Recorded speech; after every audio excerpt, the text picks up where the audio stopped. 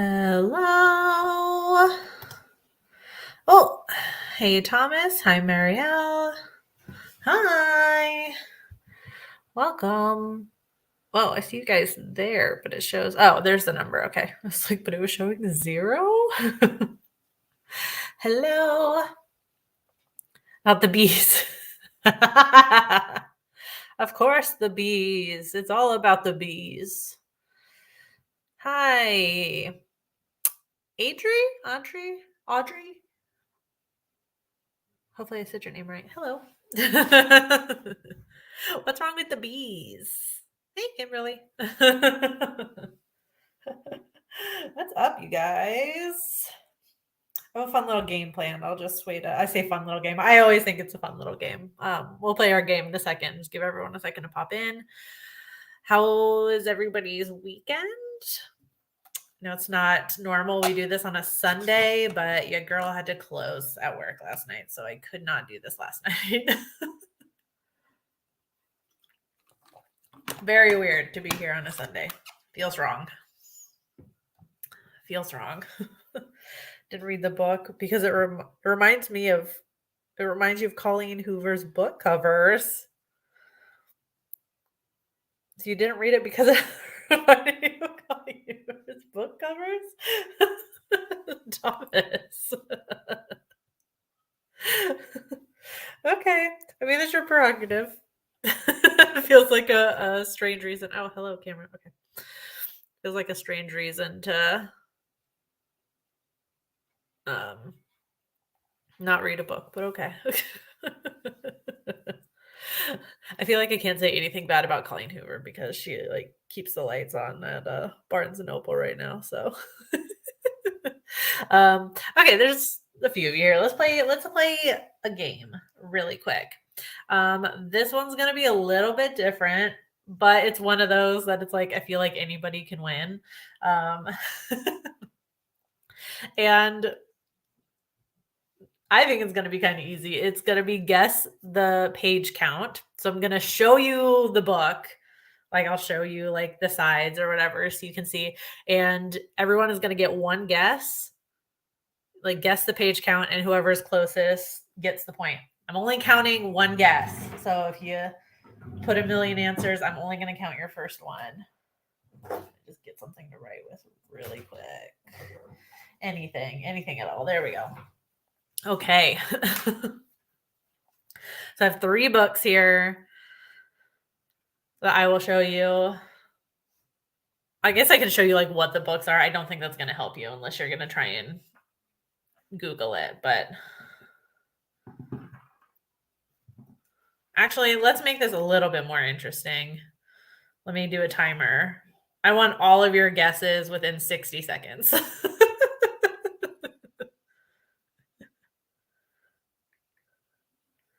No, 60 seconds. 60 seconds. Oh my God. How hard is that to do 60?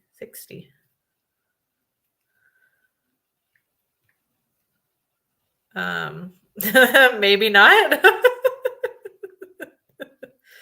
Why is it so tricky to do? Okay. Okay, fair enough. Glad you think so. Okay. I feel like 60 seconds is generous. Okay. All right. I'll give you your first Vicky Straw. I know I couldn't get it to 60 seconds. It's so weird. Okay, so you have 60 seconds. Your first guess is it. Tell me how many pages.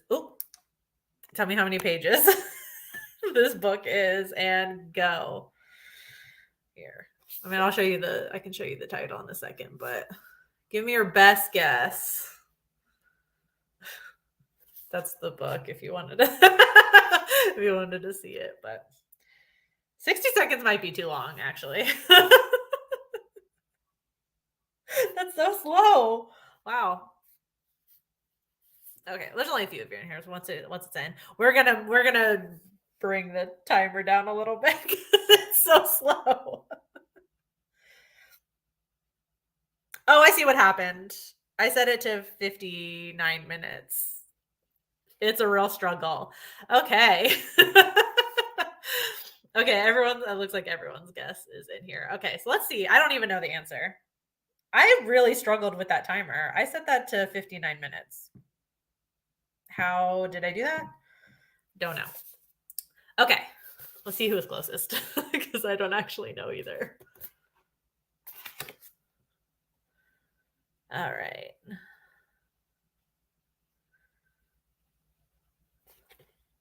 Who's closest?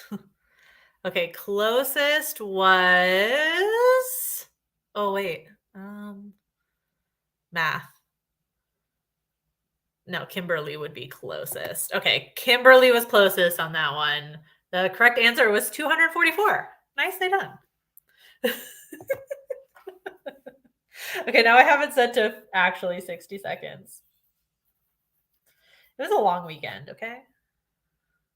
Don't need your judgment. I can feel it. Okay. All right, two more. Okay. You have 60 seconds to tell me approximately how many pages are in this book. Actually, 60 seconds now, but I think you guys all got it within 30 seconds, though. That's the book, in case you wanted to know. But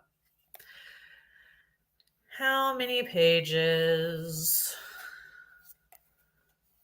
do we think?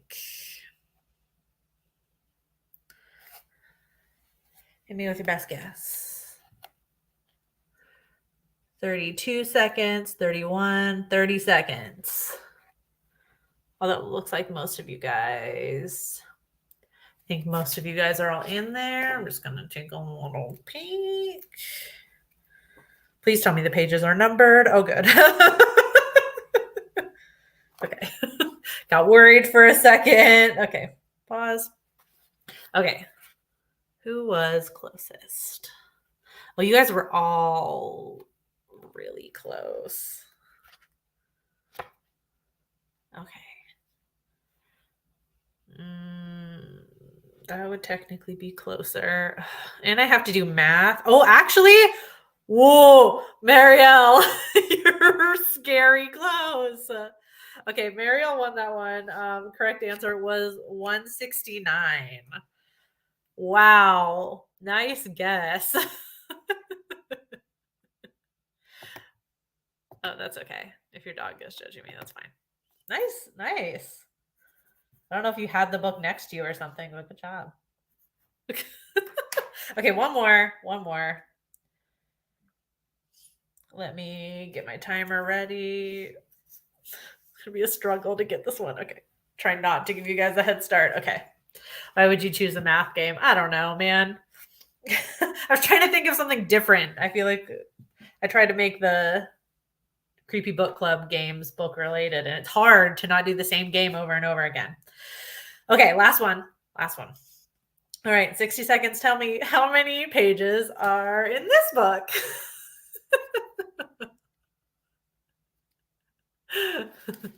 How many pages do you think are in this book? I think this is a really fun game. Here's the book in case you wanted to know what book it is, but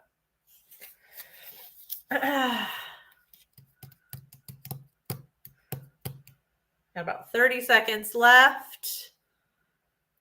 I feel like I've seen some answers that I can already tell you are not it, but I think that's everybody almost. Am I missing anyone? I think you guys are all in there. Let's just take a look. I think there was somebody who was really close. Yeah. Okay. One of you is. You said you regret your guess. Oh. Okay. Yep. Thank you, timer. Okay. Another really close one. Kimberly, again, you guessed 880. Answer was 884. Wow. Nicely done. It seems like more, though. Honestly, if I was just looking at it, I probably would have guessed in the thousands also. Nice. Also, don't know if you had that one near you or anything, but good guess. Okay. I have so many books around me because made up for last month. I read so much, so I have them all sitting here to talk about at the end. But but let's get started with The Honeys. I know Marielle read it. Did anybody else read The Honeys? I know Thomas, you said you did not because it looked like a Colleen Hoover cover. I'm gonna be honest, I don't really see it because I look at her books every single day, but to each their own. All right.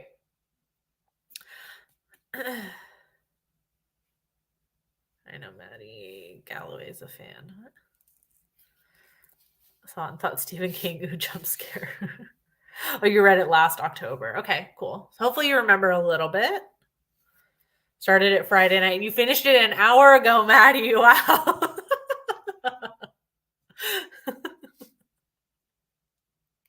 Love that. Okay, and I know Mariel read it too. Okay, so a few of you. Thinking we're gonna disagree about this one. That's fine. Shauna, audio, I have to say, Shauna was right, y'all. I was scared to listen to the audio because we're talking about bee sounds, and I was like, oh, audio was fantastic for this, I have to say. Every horror book and like fantasy book, I feel like needs to have sound effects with the audiobook. I feel like it's a requirement. And that's all I'm going to say on that. Audiobook production was fan-fucking-tastic. But I guess to refresh, or anybody, Thomas, who didn't read it, just a quick summary. We're following Mars, whose sister died under like really fucking batshit crazy and mysterious circumstances. And they think it's related to Aspen, which is like a summer camp. I feel like camp is putting it lightly. This feels like I don't know. It just feels too rich to call it summer camp. I don't know about you guys. Mars feels like it's related to Aspen, this summer camp that their sister went to every single year. And this particular group at the camp called the Honeys, which is a group of girls that are, well, Mars doesn't really know what's going on with them until until they show up at camp. But yeah, that's kind of it in a nutshell. And then Mars, of course, figures out what the fuck is going on. And it gets wild. I have to say, was not expecting it to be like as trippy as it was. With everything like being connected to the mind, like this whole like hive ideal. Not expecting that. Not expecting that. It was like giving cult, which it still was like a cult, but just not in the way that I thought. You know what I mean? I just thought like your regular, like round of the mill cult. This book give you a reading slump? Oh no. Maybe you should have listened to the audiobook. Yeah, the intro really 0 to 60. Like as soon as the book opens, Caroline is literally trying to kill Mars, and Mars has no fucking idea why, obviously. Yeah, it's really brutal opening scene. Thought it was okay. Reminded me of Bunny, but I still have not read Bunny. And maybe a little bit Wicker Man. Maybe a little bit Wicker Man. Too old for this type of. Oh, I still love reading YA. I think it's fun occasionally. I like to see what the kids are into. You know. Read 9 books last month and only 2 this month. Okay. Very much not a YA, so that makes sense. I mean, I'm not either, but I still enjoy it occasionally. I quite like this one. I thought this one took me by surprise, at least in terms of like, I don't read YA every single month. Definitely don't read it as much as I used to. So I only dive in occasionally to YA, but this one like stood out to me with like the content, I guess. Not that I don't think it was not appropriate for YA, and I'm not saying that, but I don't know, just like I don't know. I guess maybe because like YA horror wasn't like a huge big thing like when I was a teen reading in that section mostly. Um, so to have like more books in there that like feel straight up like horror is different. So it definitely stood out to me in that sense. Since it's YA, I wish it had better gender fluid representation. Although I feel like Mars being like the one gender fluid character was kind of purposeful going into Aspen, because Aspen does not feel like a place, but it doesn't feel like a place where maybe a lot of LGBTQ kids would be accepted. Case in point, there's literally only one other queer kid at this camp. Or one other out queer kid, I guess we should say, at this camp that we know of in the book. The Aspen did not feel like a place that, yeah, must have been in the right. Yeah. Either that or it was the audiobook or something that was just like, I don't know, it just got me into it. So it just got me into it all. Not the book's fault, but queer plus summer camp makes me think they slash them. I mean, at least it wasn't a conversion camp. Although it kind of felt like it with the whole like binary system of everything. I mean, if anything, it just felt like a microcosm for society, the world. It's okay if you guys don't like it. It's okay. That's what we're here to discuss. It's all good. All good. Marielle came through in the doc, which I should actually link really quick. Hang on one second. I'm gonna link it super fast. This is just for Creepy Book Club peeps, and ignore the fact that the current read still says the honeys. I will change that.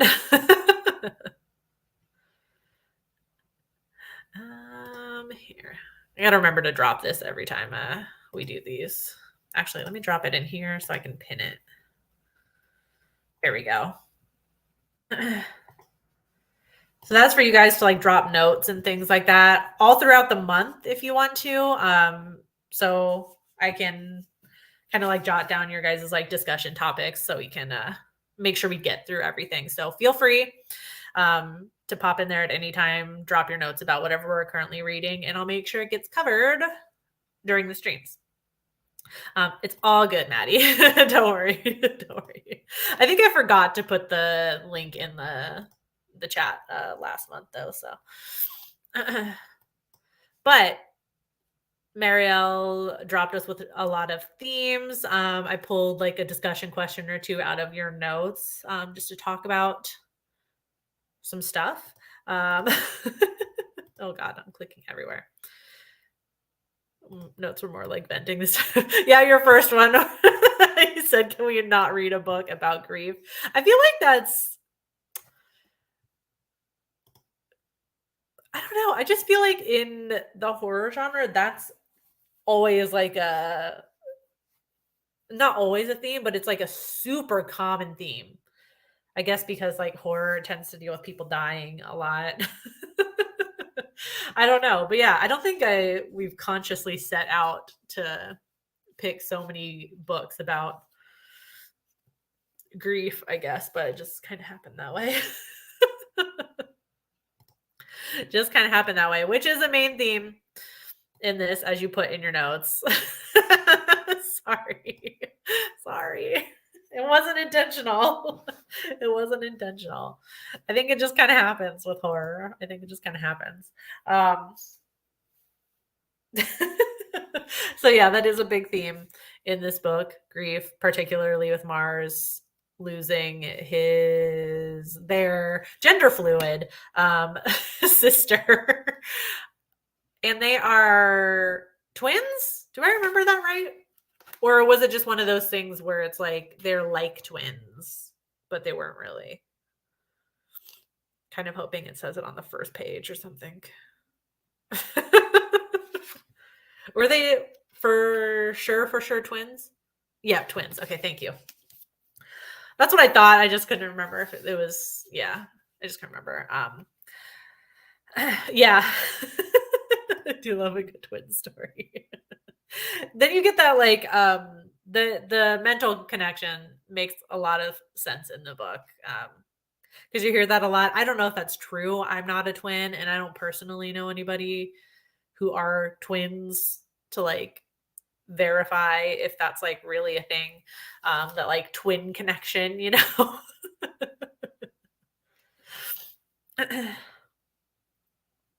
So many more books, movies that I think do it better. Do grief better or twins better?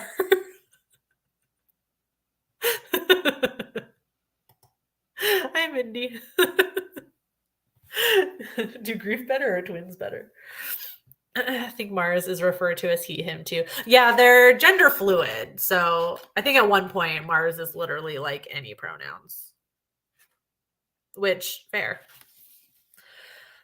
Yeah. You just said, yeah, call me whatever. Yeah. Yeah.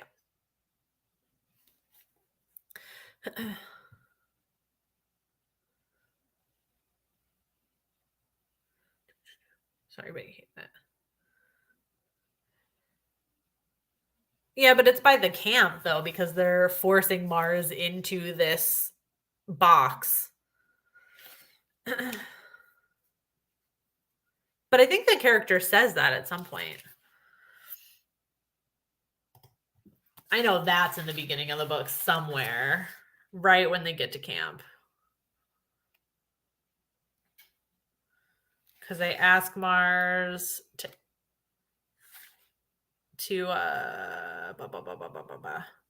introduce themselves.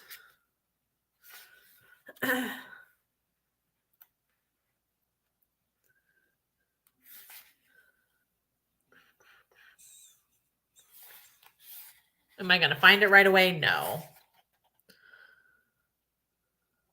Probably no. Multiple times they say you can call them by any pronouns. Yeah, that's what I thought Mars said when they were introducing themselves. I'm not going to be able to find it, but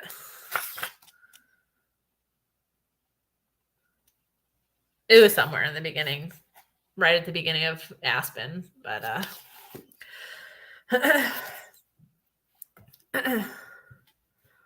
yeah. So for this particular character, at least, yeah, it doesn't speak to everybody's experience, but this particular character has in grief and horror. I think grief is just in horror all the time. The genre deals a lot in death.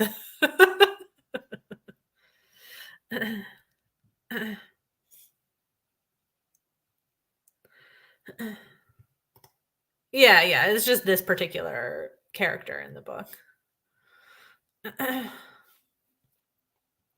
Which I think Mars also mentions, like during certain moments, feeling more feminine or feeling more a certain way.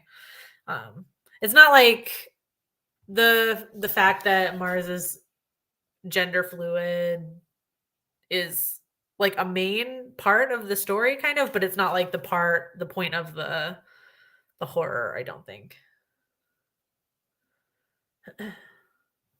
Yeah, the camp has him classified as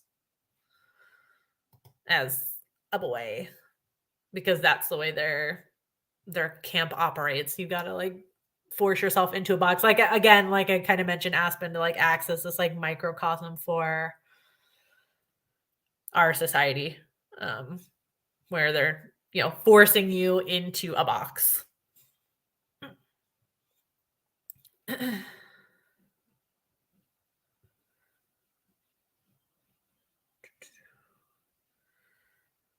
Yeah. It's a tricky topic. It really is, especially when you get to Aspen because everybody refers to Mars as a boy. Or an it a couple of times, which is super fun. We love that. I guess we kind of we really covered this theme really well, I think. That's like a whole it's like, yeah, it was so weird that it was like such a it was a forefront of the story, but it's not like the point of the horror, I guess. The whole thing going on with the honeys, doesn't really have much to do with Mars being gender fluid. Yeah, there you go. That's a better way to put it. Yeah, it's not the defining characteristic in the story. Yeah, exactly.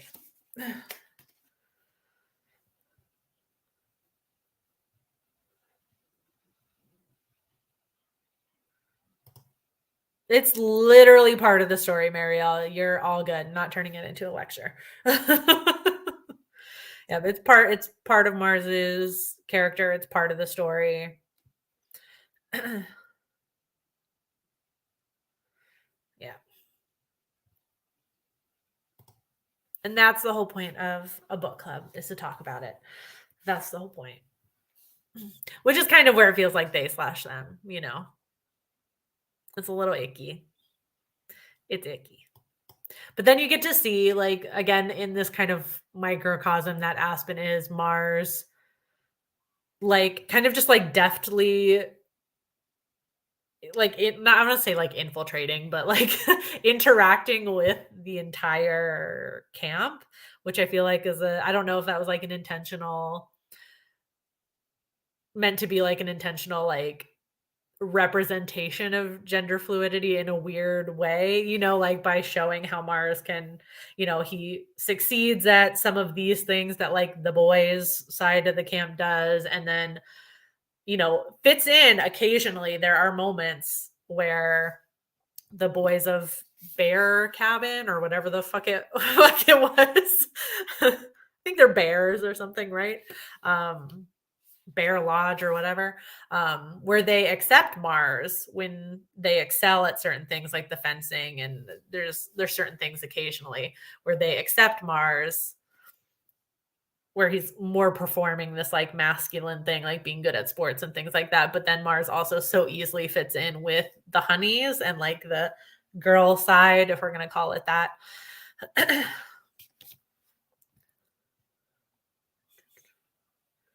Don't think I agree with what was up there.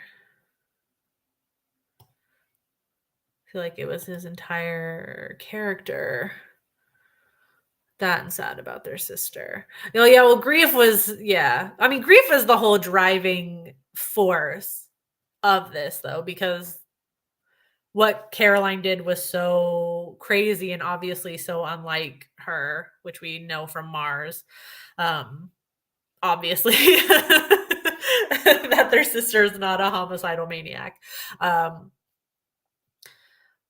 that's their whole reason for going to Aspen, even in the first place, was to connect with this part of Caroline that they didn't have access to anymore, because they mention in passing for a little bit like that Mars used to go to Aspen and then something happened that they refer to very vaguely throughout most of the story, where they had to leave, and it was a whole big thing that had happened, and it was something that Caroline kept doing, and Mars was a little bit jealous, they mention. Definitely a lot of trauma too, because it was a really violent way for Mars's sister to go out, for sure. For sure. Are the honeys Regina George level of cruel or worse? They said better. Interesting though, because like you kind of assume that the honeys are gonna be the villain of the story, and they're really not. I don't know how everybody else saw it, but I was like, they're kind of not. Which I added my own little note to your theme here, Marielle. The real villain. Capitalism, colonization, the patriarchy. And the honeys were not actually really the villains in the story, kind of. It was the hive, I guess, but it was like these people, these adults, I should say, that were attempting to control the honeys.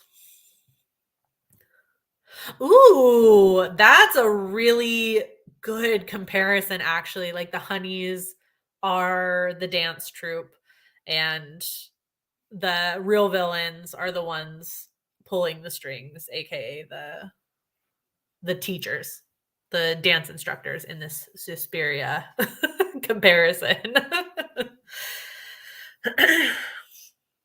That's a really good comparison, actually. I like that a lot.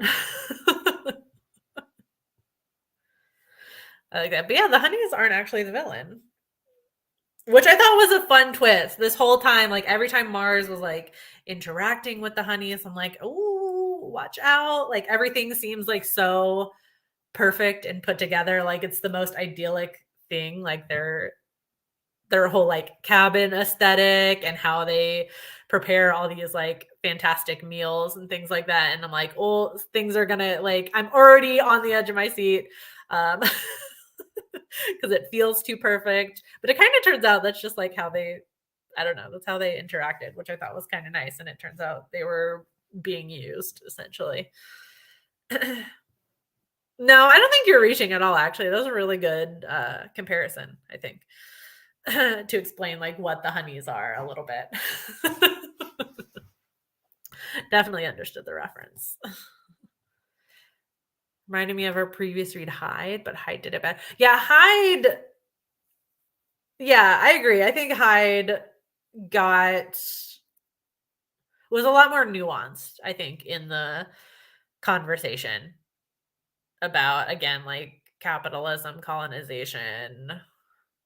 It had, like there was racism. It was like kind of all encompassing, and they like Hyde managed to kind of give each aspect of that those themes like their due, and it felt more well-rounded. And if anything, I can probably say maybe relying a little too much on like this hive idea to kind of explain itself. You know what I mean? Like I feel like the point was like, let's just make this a reference to like worker bees, a queen, and a hive, and people will get it. Speaking of Regina George, one of the things I want to bring up was the trope of a group of shallow mean girls. I think it's great in things like Mean Girls, but also can come off as extremely sexist. Would you say that maybe the honeys, like maybe we're meant to feel that way about the honeys going into it? Like we just assume they're just a group of mean girls, or we assume they're the villain because they're, like these shallow girls that obviously they come across as very cliquey, especially right when Mar shows up at that first like campfire or whatever event. They seem super cliquey, or that they're, everyone's afraid of them. As more like a devil's like advocate question, I guess. Would you think that like the book is setting us up to believe that, like, or maybe like calling out biases with the honeys, because that is true. It does, that is a like a sexist stereotype, this idea of, a group of girls like that are a bunch of mean girls.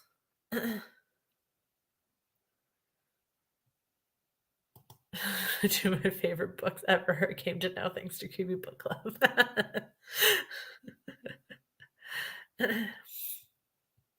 Yeah, that's what I'm saying though. Like it was like that was the point of my question, was like, do you think that the book was intentionally trying to maybe call out any biases that the reader might have, or just like assumptions we might have based on stereotypes that they're just a group of mean girls and it's that surface level, when it turns out that that's not really what's happening?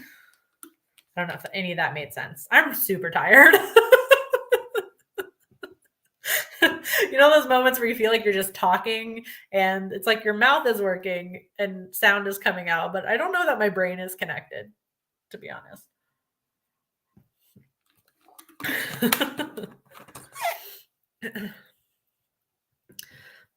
But it's also weird because they're, like, connected to this weird, like, trippy hive thing too. So it's not just this group of girls, like, deciding things on their own, and there's a little bit of otherworldliness and magic, for lack of a better term, involved in this. It's not just, like, a straight up cult. There's other forces going on.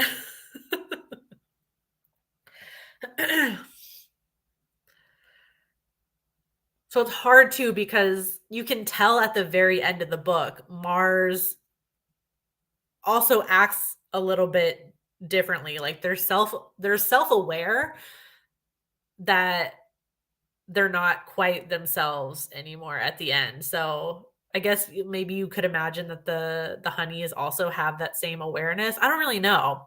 The hive thing was like super I feel like it was a little bit confusing. I don't fully get the hive. You're okay. It's also like a trippy book also. I feel like there's a lot to digest, and I feel like I still don't fully understand the hive, to be honest. Like, I get the concept of, like, the bees and the system that bees have in place with, like, the worker bees and the queen, and I get all that. But, like, there's, like, the whole, like, thing with, like, their minds being connected, and it's like, "Whoa." So don't feel bad at all. Don't feel bad at all. So I think there's something else at play there too, at least in terms of how they act. Mhm. Yeah, and they're, like, self-aware of it, like Mars is at the end. Like, Mars knows that there's, like, some other, like, consciousness kind of going on or something. That's the best way I can think to describe it. I can only assume the other honeys also felt that way. I loved Brayden's death scene and he's singing her fave. He had it coming. I mean, yeah. Yeah. That kind of leads into I kind of created a discussion question out of one of your notes, Marielle. Um, talking about like the boys' side of the camp, Brayden and fucking name Brayden, I gotta say. And who's the one that's like not Wyatt? The other one that's just like a real fucking piece of shit. Already forgot his name. Callum? Callum. I think is the other one that's a real dick. That like attacks Mars in the woods or something. But Marielle pointed out specifically looking at your notes, that the book felt like an attack a little bit to you. Because there wasn't as much of a balance, I guess, between like representation with the boys' side of the camp. Like they were all just really awful. So I guess I want to know how you guys feel about that. I have my thoughts on it. And I don't know if this is gonna make me, I don't know, I could lose subscribers. I got a lot of men that are subscribed to my channel. I don't mind at all. Like if I'm reading a book where there's not a single redeemable character who is a man. It does not it just for me personally, it doesn't bother me in the slightest. Because I'm kind of like, yeah, I don't know. I guess maybe because it's just like, I don't know. I'm just like, yeah, that's my experience. That's so many other people's experience. So I'm like, that's fine. I don't think, at least for me, I don't feel like I need to have a balance in every single book I read. Because it is fiction too. So if we're gonna explore this idea that all the men in this book fucking suck, then and that's also maybe also because I was interpreting Aspen as a microcosm of society. So it kind of makes sense that it's maybe like a little bit hyperbolized so that there's like no redeemable male characters because this is like hyperbole. Um, talk about Wyatt. I mean, I feel bad for Wyatt because he was under like mind control the whole time, right? He was a drone or whatever. If we're talking like in bee terms, because this is a whole hive thing. Really, I thought they had. I mean, it's ruined by the fact that Wyatt was. I guess we're assuming every single moment though was he was he under their mind control? Because they had some moments that were genuinely cute, I thought, especially at the beginning, just when they're interacting, like those few moments where they just kind of like joke around sweetly or something, and they're just kind of like getting along. I don't know. I just thought it was really sweet. But it's ruined by the fact that if we assume that Wyatt was under the hive's control the entire time.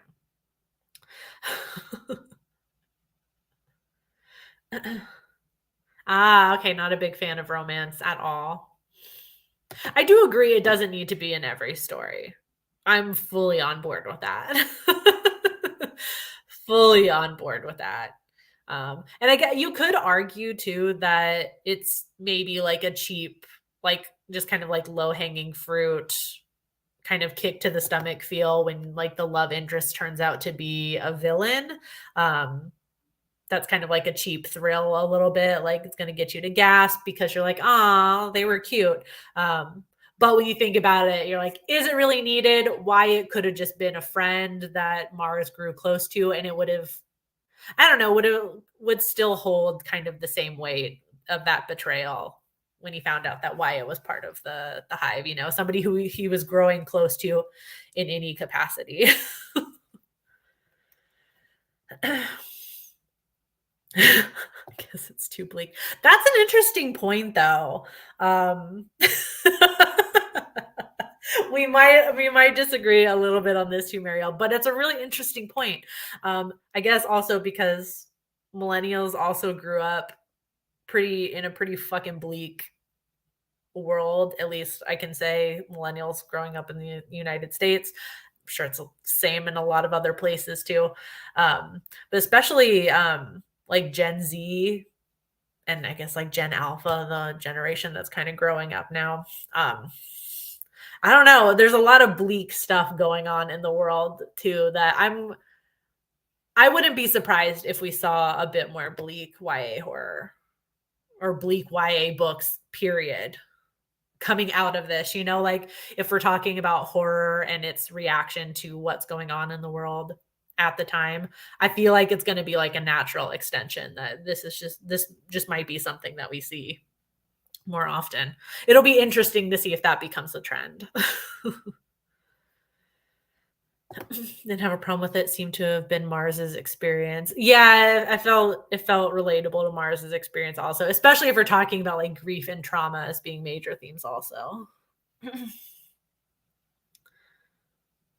So the drone thing made me crazy, and I assume that drones aren't always under their control. Like the boys seemed fine. Okay. That's what I'd have to think too, because I'm like, that would be so sucky at every single point why it was under their control. Yeah, I think I'm with Shauna on this one. I would assume, I guess, that the drones are not always under the hive's control, because I think Mars can like after a while can kind of tell when something is off. And that makes it more apparent, I guess. You're yeah, I'm just conjecturing that I think it's gonna be that might be a thing we see more of. Um, mm. So, and again, it just all comes down to like if you want to use fiction as a way to explore those ideas, or if you want to use reading as an escape, or a little bit of both. Because I mean, I know a lot of us, we all read a lot of things, so I'm a little bit of both. Sometimes I want to read something that's super bleak and makes me feel all the things, and then other times I just want to read something light and fluffy and forget about everything for a while. I'm the same way with movies too. Like sometimes I want to watch the dark, disturbing thing. Sometimes I just want to watch Legally Blonde and pretend like the world is sunshine and rainbows, you know?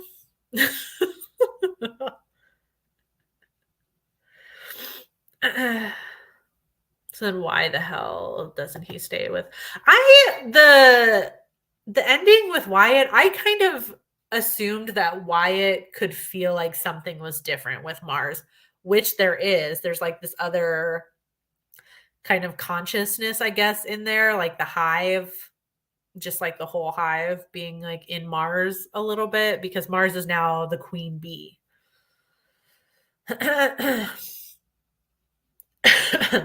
And that could be, I don't know, maybe Wyatt feels like there's a weird power dynamic there because Wyatt was once a drone. So maybe Wyatt just feels like that's weird. I don't know. That's just me guessing. I have no idea. I think it's frustrating because when something's queer, it feels like it's always bleak and not escapist. That is also a super valid point. That is a super valid point. The drone thing really needed more. The ending said Wyatt remembered everything, but what was everything? I said, now I want to see Legally Blonde. It was just the first movie that came to my brain. Just a feel-good movie, even though it's like kind of not because it's about sexism mostly. We can't have anything nice. We can't have anything nice. When do we ever get to be happy? I know of at least, I haven't read every single book in the world. Legends and Lattes, I can say that is a single solitary story that is queer and is just a whole cinnamon roll of a book. We'll have to collectively make a list of books that we come across that are like queer and are just straight up happy. And nothing bad happens and everything's perfect. Yeah. So Legends and Lattes can confirm it's just all fluff. And it's so cute. So if you feel especially bleak after reading The Honeys, I would recommend that one next for sure. I love that book. Let's call it Queer Healing. Yeah, we'll make it let's make it a list as we come across them. Remind each other and we'll like build a list somewhere on Storygraph or wherever, on Goodreads, wherever. We'll build a list.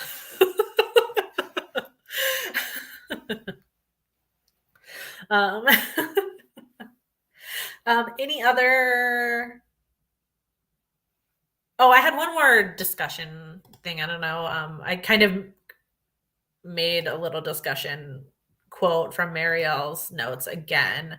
I did have to ask Marielle where this was. I was trying to find it. I was like, I wanted to refresh myself on the context of the quote, like what was going on in the scene, because you pulled out this quote specifically. As like kind of an example of like what you walk out with from this book. So I don't know if you want to elaborate, Marielle, just out of curiosity.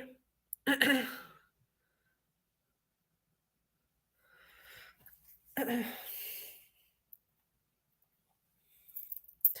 when you told me the page, like I found the quote and I just kind of saw it as, I mean, it's just in the scene where Mars thinks this, they're comparing themselves to Caroline because they're saying Caroline can kind of just wear her aloofness, like just like, you know, on the outside, like it just seems like she doesn't care about things, even though she does. It just, you know, she has this armor and Mars does not have that.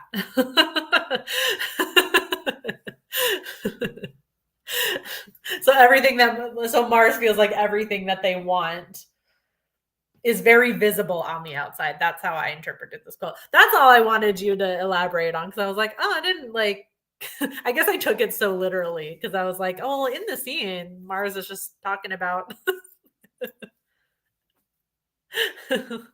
Mars is just talking about how their heart is on their sleeve, I think, and you can see kind of everything that they're thinking.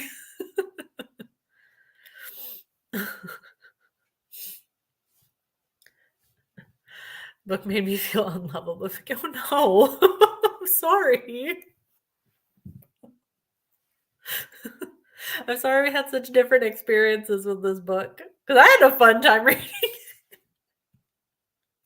I fully believe though at least 70% of this was the audiobook because yeah, I will go all day about the audiobook. The audiobook was fan fucking tastic, I have to say. I really, really, really just want more audiobooks like that. If anybody knows of audiobooks that have like sound effects and things like that in it, please tell me about them. If at any point you come across them, send them my way because that just needs to be an experience with all audiobooks, especially for horror. The scene in the woods, when I tell you I got so scared. The scene in the woods where they like go on their like man hike or whatever and they blindfold a bunch of the people, the newbies, I guess. I don't really know. I don't know. They pick a bunch of them and they blindfold them. And somebody tries to scare Mars and he hears Caroline screaming in the woods. You can actually hear screaming in the audiobook in the background and it sounds like it's distant and far away. When I tell you, I got so freaked out because I'm like listening. I'm just like walking around the house and I'm like listening with my headphones or whatever. And oh my God. It freaked me out so bad. Read it as Mars loves themselves and in the end fully accepted themselves. I didn't quite get a happy ending from the book. I think it was very I can tell you, I feel like at least for me, the ending did not feel at all like one thing. Like it didn't feel fully happy. It didn't feel fully sad. It felt kind of sinister. Because it felt like this is what Mars had to do in order to protect the honeys who were being exploited by these adults who were using them for power and money. We can talk about, all day, like older generations exploiting the younger generations so they can reap all the benefits of it and we are left with nothing. And it's like kind of unfortunate, I think, that Mars has to take on this role of Queen Bee in order to enact change, which is kind of like where the book ends, that they're not going to be used anymore. But obviously we don't get to see beyond that. That's where the book ends. So it's not, yeah, I agree that Mars takes back agency, but I think it's with a cost. And that's kind of like the tragicness, at least for me, of the ending, or maybe like the kind of sinister aspect. Yeah, it came at a cost.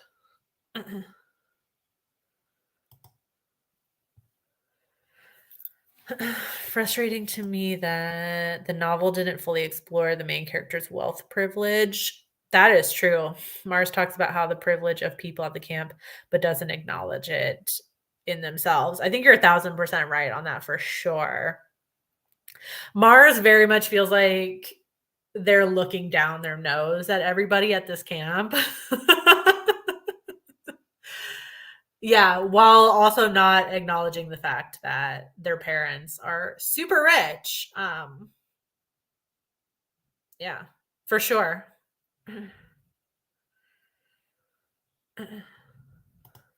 I totally agree on that. Would have been different if Mars didn't come from a wealthy family. But then I guess it's like, would they be at Aspen though? If this is like a camp for rich people. Or what I wrote in my notes is that I didn't get a sense of balance or compensation for all the shit Mars goes through. Oh, I think I meant the balance and like the girls are portrayed not so bad and the boys are portrayed really bad.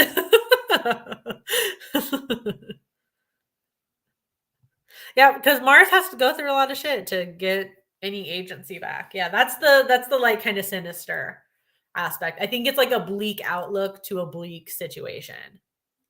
Like if we're talking about it in the real world, in order to enact the change we want to see in the world, we're we're probably gonna have to we're gonna have to irrevocably change ourselves or change things, and it's not gonna be easy, and it's not gonna be necessarily fun, but it's gonna have to happen. So it's like, yeah, it's just like another like bleak reminder of the world, I think.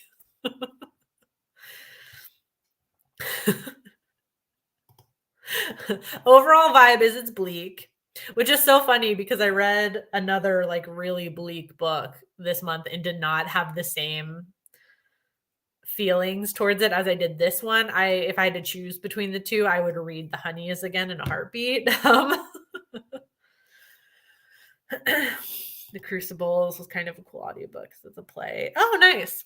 I haven't really listened to one yet that was a full cast, but I will talk about one. I'm definitely going to mention this one when we talk about everything else we read this month. That felt like a full cast, but there's screaming and side effects. I loved that. Again, all day audiobook for this, superior. No, like the book felt like an attack to me because we have all this bigoted shit, and then the book ends, and I feel like if I want to feel invalidated, I'll just watch the news. Yeah. Yeah, I feel you. I feel you. I just feel like that was the point,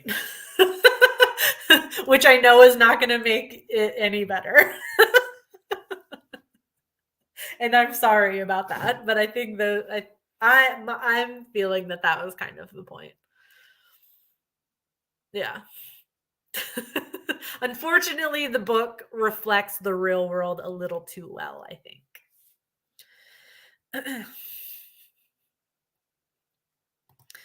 Methinks. What did everybody rate it? We've gone for about an hour, so we'll say what did everybody rate it? It's not your fault.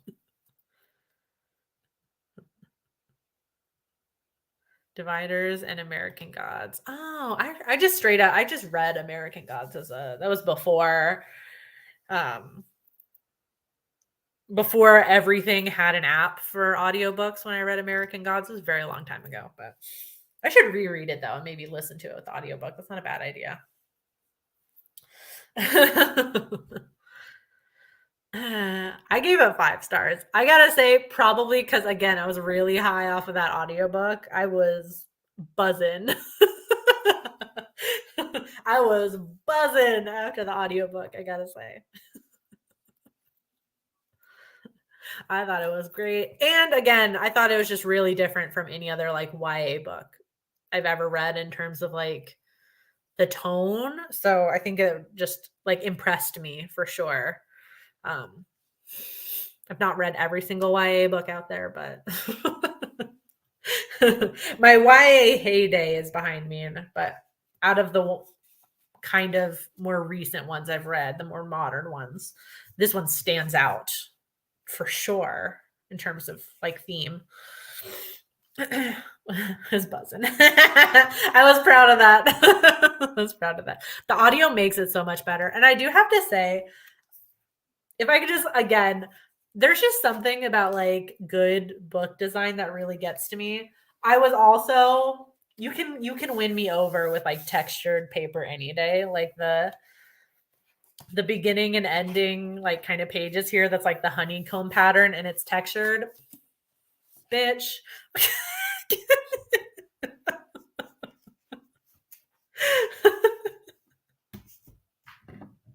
A+ book design also. I have to say A+ book design. Audiobook was good. I'll give you that. Yeah, I think the audiobook was amazing. I'm going to actively seek out other audiobooks that are like that after that. I think they should all be like that. It's the future. Okay. Before we go on too long, what else did everybody read this month? I can give you guys a quick rundown. Maybe I'll start with like the non-horror books. I'm very proud of myself right now because I made a New Year's resolution to read more nonfiction. And I think so far this year, I've read 4 nonfiction books. One of them was back in January. I read 3 this month, 3 nonfiction books. Gonna pat myself on the back. None of them are horror related, but they were all fun. I did read Come As You Are for some like sexual health. I don't know. It was interesting. I learned a lot. The American education system is lacking in general, but definitely in like health and human anatomy. So I learned a lot. I also read Wow, No, Thank You, which one of my coworkers recommended. Mostly listen to this one because the author narrates it and it's like 1,000 times funnier. Very relatable to me as a millennial, I will say. And then I also read Crying in H Mart and I sobbed.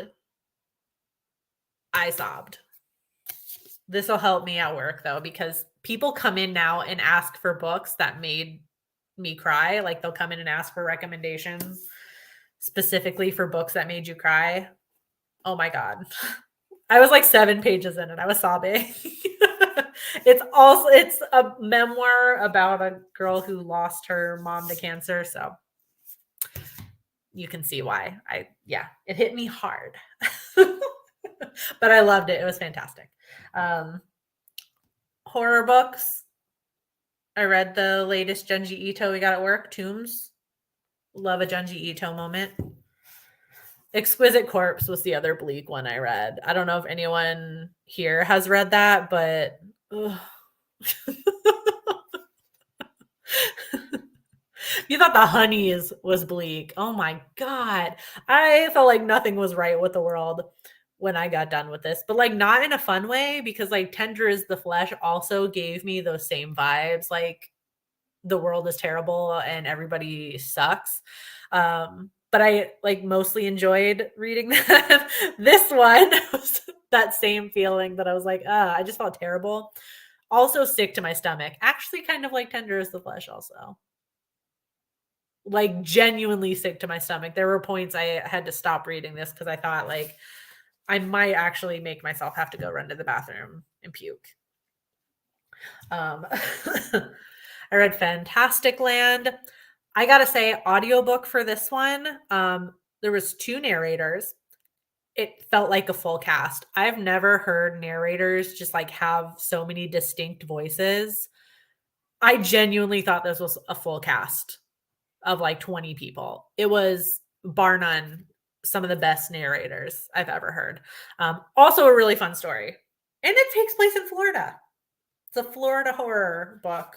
I don't think I've read any other book that's horror that like takes place in Florida like this. And it was super fun. 10 out of 10 would recommend. It's kind of like a book within a book.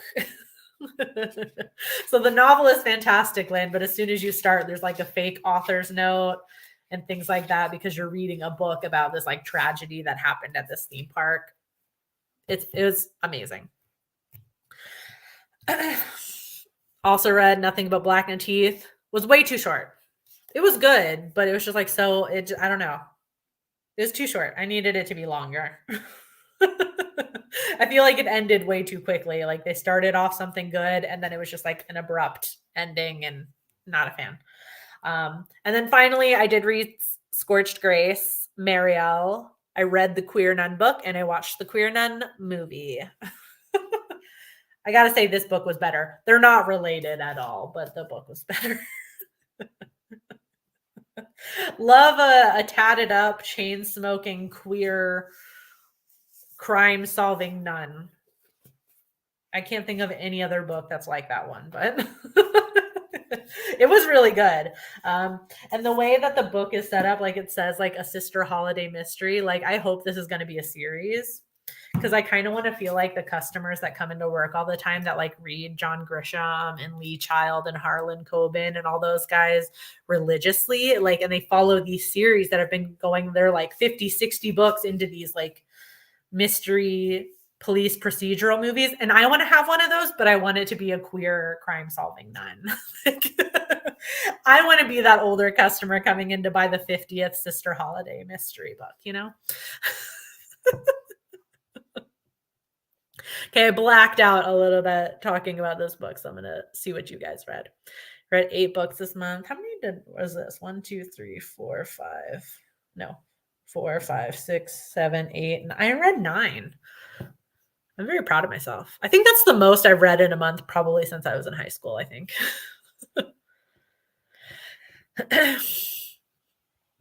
I tried to read the Phantom of the Opera book. I could not. Something, I don't know. The book was like so boring to me. I think it's because I've seen the musical about 50 million times, both live and the movie. More Junji Ito, love that. And you finished the rest of Grady Hendrix works? Nice. I'm reading How to Sell a Haunted House this month. Trying to keep up on the new releases. I really am. Trying to do better with that this year too. Even better than I did last year. So finished Forbidden Colors and I'm rereading a Curse novel. Nice. Read Louisiana Longshot Spite House. I have the arc for that and I did not read it ahead of time. And A Good Day to Pie. I remember you told me about that one. London Seance Society. I found out at work that author for London Seance Society, Sarah Penner, lives in St. Petersburg, which is like a hop, skip, and a jump. It is like one county over from me, which I thought was pretty cool. In Cold Blood. I remember I read that in high school and it made me cry.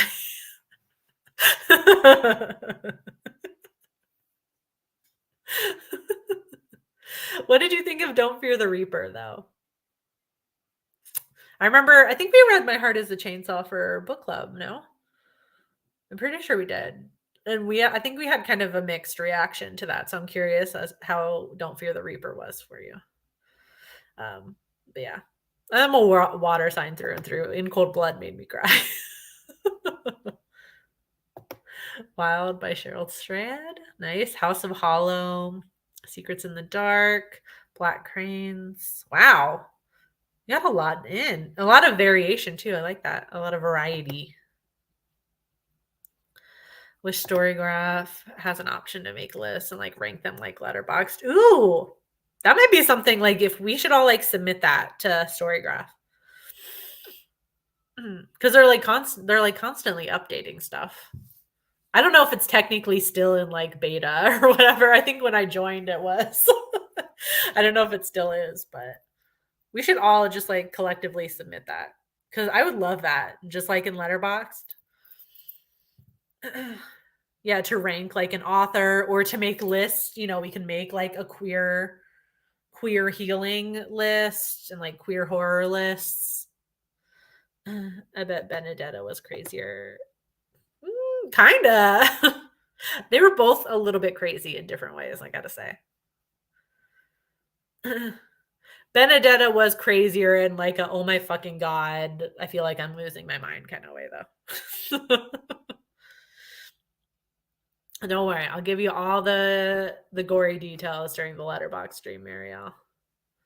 I keep starting How to Sell a Haunted House like 6 times. Oh, I did not see Funeral Parade of Roses. You loved Exquisite Corpse.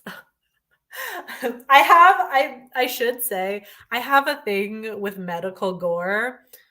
I could read all day long about just like fake fictional. I mean, this was fiction too, but like fake blood and guts. I could watch it all day and I know it's fake. As soon as it's like medical, like if somebody's being sliced open and I'm like seeing all their organs as they are in their body, or like in Exquisite Corpse where a character is describing in vivid detail how an organ feels and smells and like it just like it's something about just being made aware that I am a walking meat sack operated by a tiny little brain. And it's like, I know I am, but as soon as I'm made aware of it, I don't know, it just made me sick to my stomach. I just cannot with the medical gore. And it goes heavy on the gore in such a different way. It's so visceral. So in that sense, the book was fantastic because I've never read another book like that where the gore is that intense, but man, like I had to stop reading it several times because I'm like, I think I'm gonna throw out my dinner. Uh, super bleak ending there too. The whole book was bleak. I mean, taking place during the AIDS epidemic, like, oh my God, like I don't like could that book have been any sadder? I don't know. I feel like it's gonna be one though I appreciate the more distance I put between me and this book, like the more time I've had to digest it and think about it, I think I'll appreciate it more. But coming hot off the heels of finishing that book, I'm like, wow. It was an experience for sure. Love Don't Fear the Reaper. I also really enjoy Stephen Graham Jones. I think there's only one I like wasn't a huge fan of his, and that was the Last Final Girl was the title, I think. That one I had a hard time. Like I struggled with the format of that one a little bit, but I want lists. I love lists. Give me let me categorize everything. Let me compartmentalize everything. I feel you. Reading you right now. That one I listened to an audiobook only. I thought I owned the book also, but it turns out I didn't. I just listened to it. I thought that one was quite scarier as an audiobook too, just because of the narration with him saying you all the time. Like it made me super paranoid. Like I thought I was being followed at all times. But I agree. It was kind of by the time I got to the end, I was like, eh. I think people love it so much just because of the show and they just love Penn Badgley. I think that's it. I think that's it. A little bit of the romanticizing of the bad guy, and I'm not a huge fan of that, I gotta say. I feel like that's not the point, and people make it the point where we're gonna love this bad guy, even though I get that he's fictional and whatever, but I don't know. I feel like there's a very dangerous pipeline there.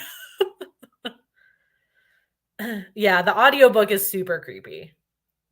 Yeah, listening to the way he talks, and it's like it feels like he's talking about you specifically, and ugh.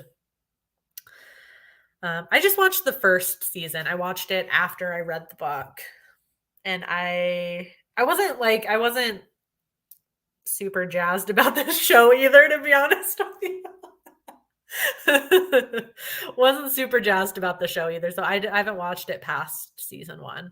Um, so yeah. So maybe I'm not the best person to tell, but who knows? Maybe you'll end up feeling similar to me about it. I'm not really selling it here for you. Um,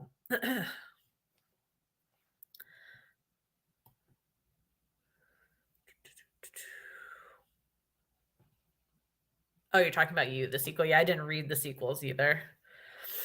Exactly. That's the vibes I got from the show.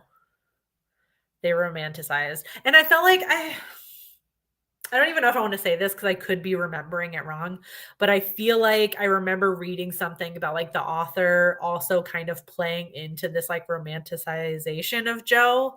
And that's really what rubbed me the wrong way, I think, where I was like, I feel like maybe we shouldn't be promoting that. I don't know. But also that could just be me being super judgy. I don't know. It's fiction, but something about that just rubbed me the wrong way that I could be remembering it wrong. I kind of hope I am, but I feel like I remember seeing something where it's like the author enjoys seeing like people romanticize Joe or something like that and or supports it or something. I don't know. And that just kind of it rubbed me the wrong way at the time.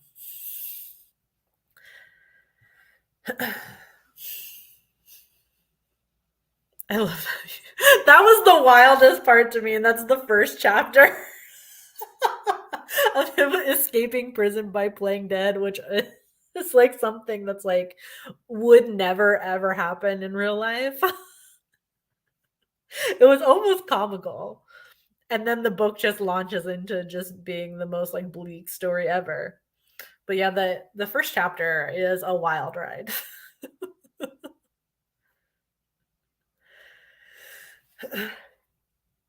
Oh, excuse me. I did not read the horror comic Surviving Romance. I don't know a lot of horror comics. I'm not familiar with them. Not familiar with them at all. Looks like we all have like a good reading month though, so good for us.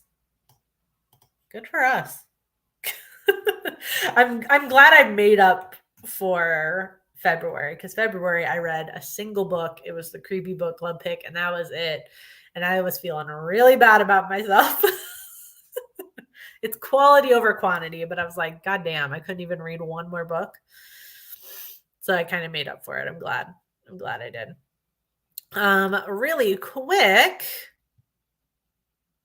It's already April, but in case you wanted just a really quick refresher, the book we're reading right now for April is Pinata, which is right down here in the corner. And you can see our May and June picks as well because we decide them ahead of time. Start thinking about what we want to read for the last half of the year because we do plan them in advance. That means kind of like May and June time, we'll kind of be narrowing down what we want to read for the last half of the year.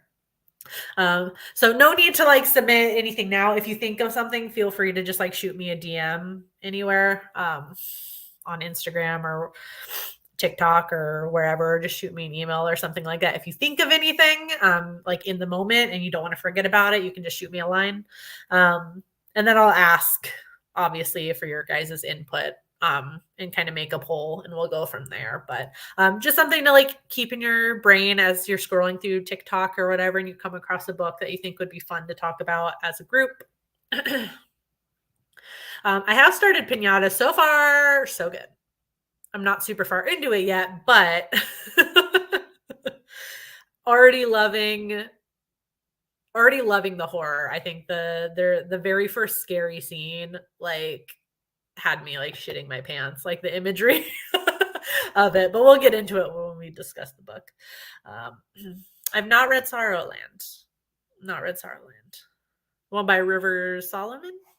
I've not read it. I'm 20% into the Pinata audiobook. I'm going to read Mothered this month. Yeah, because I think Mothered comes out this month. Possibly. I tried to give a little bit of a cushion, though, because I know books don't release all at the same time around the world either. Again, just like movies feels fucking weird to me. Why can't we just release them at the same time? But just so everybody has a chance to read it if they want to.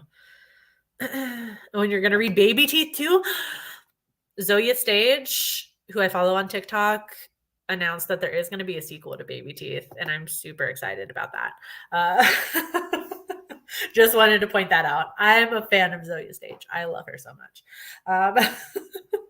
Okay. I feel like, yeah, I probably talked enough.